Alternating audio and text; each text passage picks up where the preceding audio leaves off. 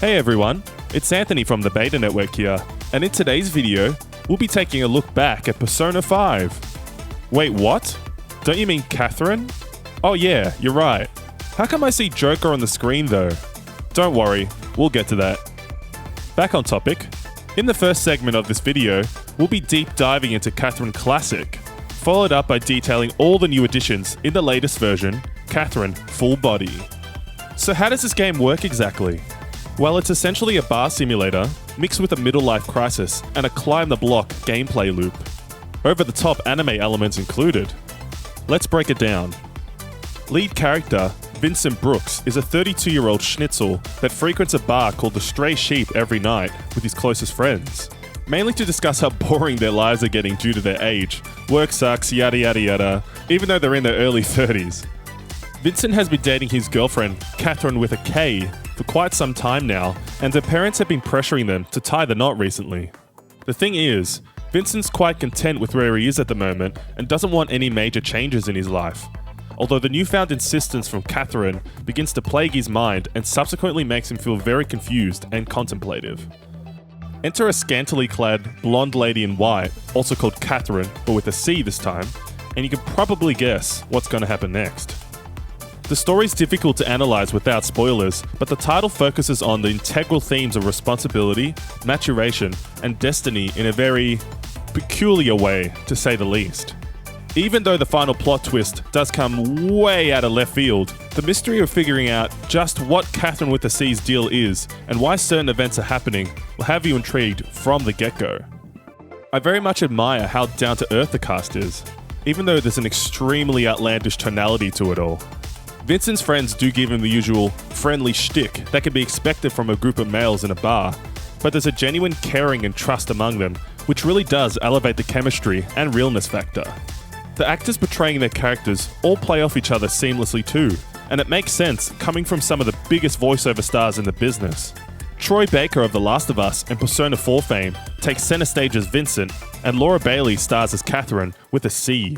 She's from the Uncharted series and also The Last of Us now too. There you go. I hope you've all been enjoying this video so far.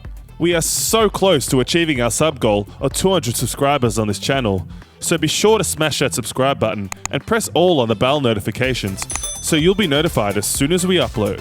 Thanks so much for all the support. I must bring attention to how Vincent gets all flustered when he's in an awkward situation though. The looks on his face could just be outright hilarious. Having both Catherines be strong, independent types further propels his point to great effect. There's in-game morality choices to be made in this title, but they're not of the generic, clear-cut, good and evil orientation as something like a Mass Effect game would be. Instead, Vincent's wording of his text to his female partners at the Stray Sheep, and questions like, does life begin or end at marriage? Or how does a life of no responsibility sound? Contribute to molding Vincent into the person he'll be and how he perceives his ongoing relationship dilemmas. There really is no right or wrong answer, which makes it difficult to decide at times, though your choices will impact which of the several endings you'll receive. These questions serve as a prime example of integrating in-game decisions that require a bit of thought and follow-through, in a market where these types of judgments either don't really matter or are quietly forgotten in the grand scheme of things.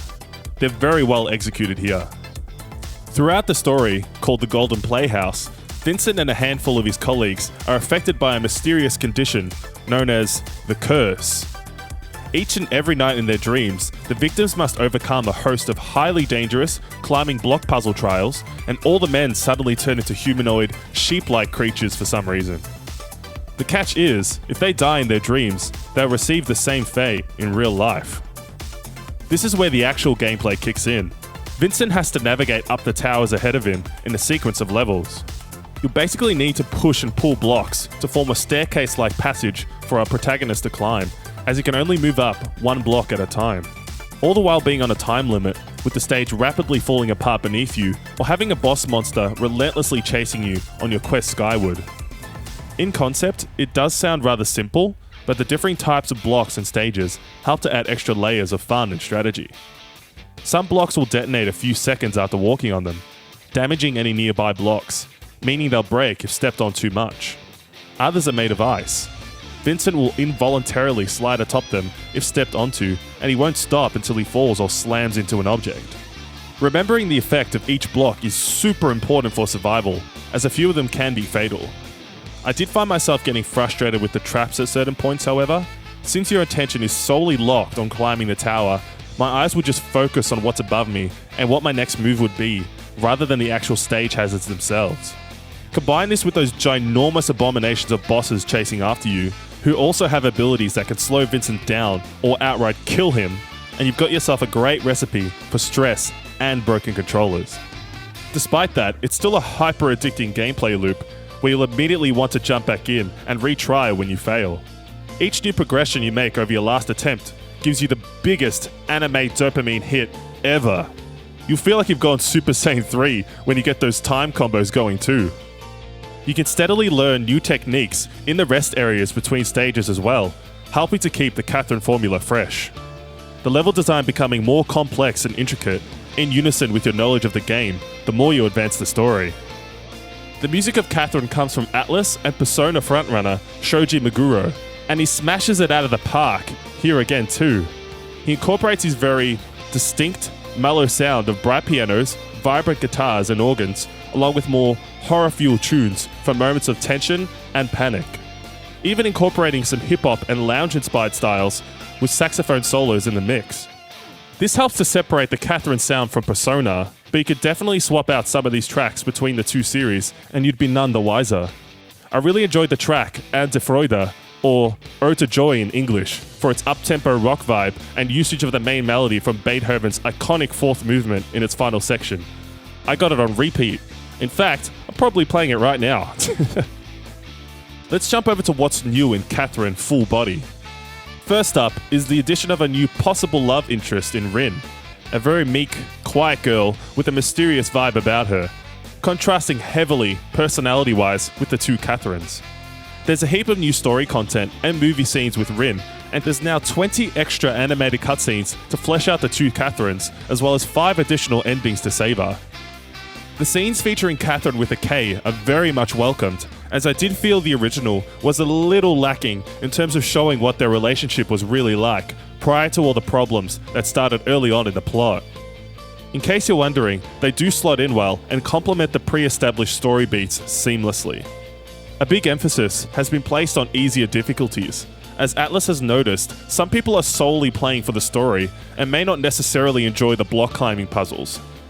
An even easier mode than easy, called Safety Mode, has no game overs, no time limits, a skip puzzle option where you can literally skip puzzle segments if you're not a fan, and an autoplay feature which automatically climbs the shortest route for you.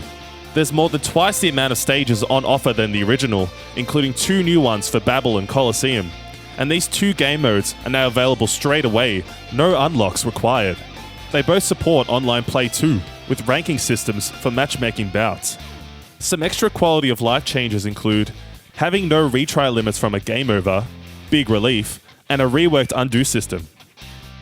The recently released Catherine Full Body on Switch also includes all 4 paid DLC from the PS4 version. Most importantly, bringing along that crossover element of Persona 5 that I mentioned in the beginning of this video. Joker becomes one of the playable characters in Babel and Colosseum, and the Phantom Thieves will chime in with their own commentary as he ascends the tower. You can also witness a special cutscene with Joker and his ragtag group at Persona 5's Café LeBlanc, which I will not spoil. Make sure you're subscribed to our channel if you enjoyed this video, and give us a like and share to help spread the word about this fantastic game.